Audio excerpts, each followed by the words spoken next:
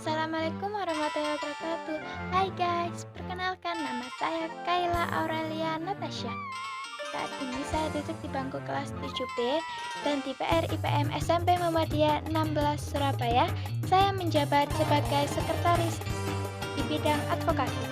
Di video kali ini, semangat saya advo, saya ingin menyapa seluruh teman-temanku dimanapun kalian berada, khususnya teman-teman SMP Muhammadiyah 16 Surabaya, dan juga ingin menyapa seluruh bapak dan ibu guru serta karyawan SMP Muhammadiyah 16 Surabaya dimanapun beliau berada. Syukur alhamdulillah saya sampaikan, sampai detik ini saya mewakili teman-teman benar-benar merasa rindu pol kepada bapak, ibu guru, dan karyawan.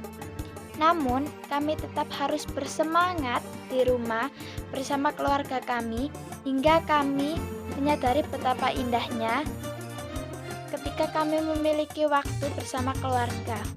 Saya dan teman-teman berharap sekali wabah ini segera berakhir dan segera bersekolah kembali. Amin ya robbal alamin. Sekian dari saya. Wassalamualaikum warahmatullahi wabarakatuh. Bye.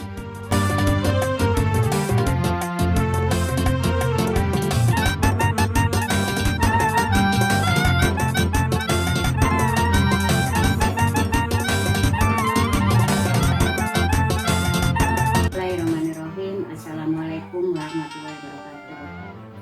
Alhamdulillah nilahiladi asala rasulahu bihuda wa binihab bihibahu al-jannatu sa'idokir. Asyhadu an la ilaha illallah wa asyhadu anna muhammadan abduhu wa rasuluh. Amma ba'du. Saudara-saudaraku dimanapun Anda berada, anak-anakku dimanapun kalian berada, saya ingin menyapa dan memohon kepada Allah Subhanahu wa Ta'ala, semoga hari ini kita diampuni, dirahmati, dan yang paling khusus diterima amal ibadah siang kita oleh Allah Subhanahu wa Ta'ala. Serta salam kita curahkan kepada Nabi Muhammad SAW beserta keluarga dan sahabat-sahabat beliau. Saudara-saudaraku dan seiman dan anak-anakku yang dirahmati oleh Allah. Allah berfirman dalam surat An-Nisa ayat 36 yang berbunyi A'udzubillahi minasyaitonirrajim. Bismillahirrahmanirrahim. Wa'budullaha wa la tusyriku bihi syai'an wa bil walidaini ihsan. Yang artinya sembahlah Allah, jangan sekutukan dengan sesuatu apapun, dan berbaktilah kepada kedua orang tua. Dari ayat tersebut kita dapat menyimpulkan ibadah yang paling utama, yang pahalanya paling besar adalah yang pertama adalah taat kepada Allah. Ibadah yang kedua yang pahalanya paling besar adalah berbakti kepada birrul walidain, yaitu kedua orang tua. Pernahkah kita membayangkan betapa beratnya seorang ibu yang selalu megang pinggangnya, yang kala itu di dalam perutnya berisi seorang bocah. Hal itu dirasakan selama 9 bulan. Apakah setelah 9 bulan itu selesai penderitaannya? Jawabannya adalah baru dimulai. Karena saat-saat melahirkan terdapat rasa sakit yang luar biasa setengah matinya. Yang dia khawatirkan bukan keselamatan dirinya, tapi keselamatan si jabang bayi. Semua itu hanya satu yang dituju, yaitu kebahagiaan anaknya dan dari kecil sampai dewasa. Di waktu kecil beliau merawatmu, menggantikan popokmu, menyuapimu dengan harapan kamu bisa tumbuh dengan baik. Di pihak seorang ayah yang jungkir balik melakukan tanggung jawab sebagai kepala keluarga atau memenuhi kebutuhan keluarga, tapi tidak pernah ada keluh kesah dan keluar dari mulut keduanya. Sering kita lihat orang memikirkan kerugian ataupun menanggung rasa malu, tapi itu pada orang tua kita tidak ada. Yang ada adalah keikhlasan dan ketulusan hati. Tidak pernah anak temukan dari orang selain sosok orang tua. Kita temukan pada orang lain tidak ada, tapi pada orang tua itu ada, yaitu keikhlasan dan ketulusan hati. Tidak pernah mereka meminta balasan. Di saat umur bertambah, si anak selalu memeras untuk memberikan mainan, makanan, dan lainnya. Di saat musim sekolah, si anak didapatkan sekolah yang lebih baik, lebih pintar, mengerti dibandingkan kedua orang tuanya, bahkan dengan harapan nasib si anak lebih baik dibandingkan dirinya sebagai orang tua, hingga akhirnya si anak masuk perguruan tinggi, si anak dapat jodoh yang kadang meninggalkan orang tua, ikut dengan suami atau istri, dan akhirnya sukses, dan semua itu berkat kedua orang tua. Asal kita tahu betapa sulit dan susahnya, terkadang waktu dan tidurnya pun dipakai untuk bekerja demi si anak. Pengorbanan besar tersebut menjadikan anak diwajibkan untuk mengagungkan kedua orang tuanya, mewajibkan anak untuk berbakti pada orang tua.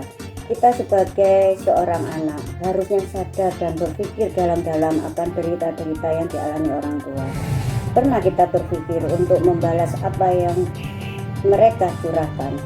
Sebesar sebanyak apapun yang kita berikan pada mereka, tidak akan pernah sepadan dengan jeripaya mereka. Sayangnya banyak yang kita justru berpikir bahwa pengorbanan itu merupakan kodrat yang harus dijalani oleh kedua orang tua kita, sedangkan kita sebagai anak merasa tidak perlu menanggung apa yang mereka sudah lakukan. Alhamdulillah min dzalik, kita sebagai seorang muslim tidak perlu kita berpikir seperti itu. Betapa durhakanya kita jika kita sebagai seorang anak sudah mencoba-coba berpikir seperti itu. Padahal Nabi pernah berkata, jangan pernah kamu durhaka kepada orang tua. Dosa yang paling besar adalah dosa yang durhaka kepada orang tua. Ada suatu hadis penting dari Rasulullah SAW tentang berbakti pada orang tua. Kata Nabi, siapa yang ingin diperpanjangkan umurnya dan diluaskan rezekinya, hendaknya ia berbakti pada orang tua dan menyambung silaturahmi. Ternyata berbakti pada orang tua itu syarat dibuka umur kita yang panjang. Arti panjang itu adalah umur yang benar-benar secara durasi waktu yang bisa berarti. Umur kita panjang itu artinya kehidupan kita itu sangat bahagia sepanjang hidup, tidak ada yang sia-sia. Sehingga kalau kita merasa bahwa pekerjaan kita mulai banyak masalah, usaha kita mulai merugi, kalau kita mencari-cari kenapa usaha kita merugi, evaluasi sebanyak hal. Tapi di situ kita lupa, yang utama bukan itu kita mencari-cari solusi atau evaluasi banyak hal. Tapi yang paling penting adalah satu, evaluasi hubungan kita kepada Allah. Yang kedua, hubungan kita kepada orang tua. Kalau kita punya masalah di kantor, kita datang kepada ibu dan ayah kita. Kalau kita punya masalah di sekolah, nilai kita anjlok, kenapa saya susah belajar, bahkan nggak punya semangat belajar sama sekali, datanglah kepada orang tua kita. Kalau kita punya masalah pribadi, datanglah kepada orang tua kita, karena di sanalah Allah titipkan kebahagiaan kita di dunia dan di akhirat.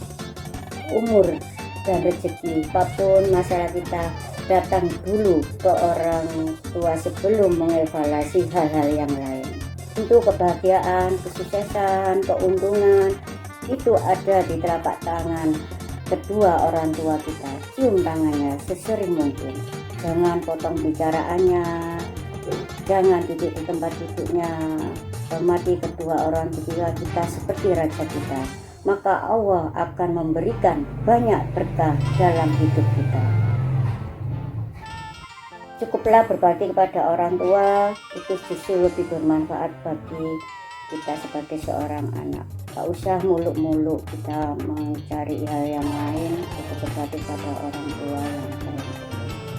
Dan sering-seringlah kita berdoa setiap sholat 5 waktu, mendoakan kedua orang tua kita dengan doa biasa yang kita lakukan, yaitu Rabbi firli wali walidayya warhamhuma kama rabbayani shaghira.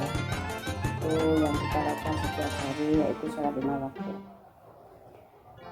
Jadi saudaraku dan anak-anakku yang dirahmati oleh Allah, semoga yang kita bahas hari ini bisa bermanfaat dalam kehidupan kita. Sebelum mengakhiri kultum pembukaan berbuka puasa, mari kita bersama-sama berdoa mohon pada Allah.